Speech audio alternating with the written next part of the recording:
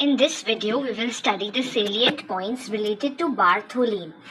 हम लोग Bartholin gland पढ़ते हैं, Bartholin duct, Bartholin cyst and Bartholin abscess. तो बार्थोलिन ग्लैंड क्या है? It is actually a greater vestibular gland which is homologous to bulbourethral gland and Cowper's gland in males. ये कहाँ located होता है? ये सुपरफिशियल पेरिनियल पाउच में located होता है. और उसका एपिथेलियम क्या है? ग्लैंड है तो फिर क्यूबॉइडल एपिथेलियम होगा and it is 2 in number. ठीक है, ये फीमेल्स में प्रेजेंट होता है. बार्थोलिन डक्ट क्या होता है? हर एक ग्लैंड के पास एक डक्ट होता है. तो बार्थोलिन डक्ट जो होता है वो कहाँ ओपन करता है वो इंपॉर्टेंट है.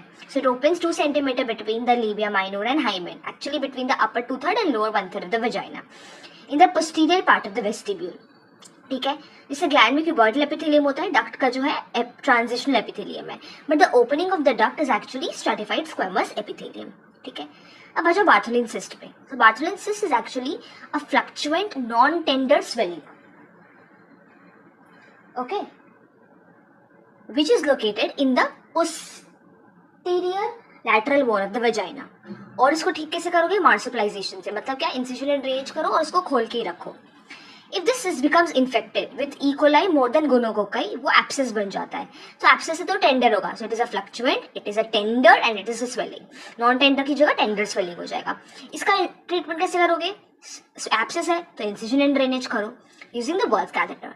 So this is all about Bartholin gland, duct, cyst and abscess.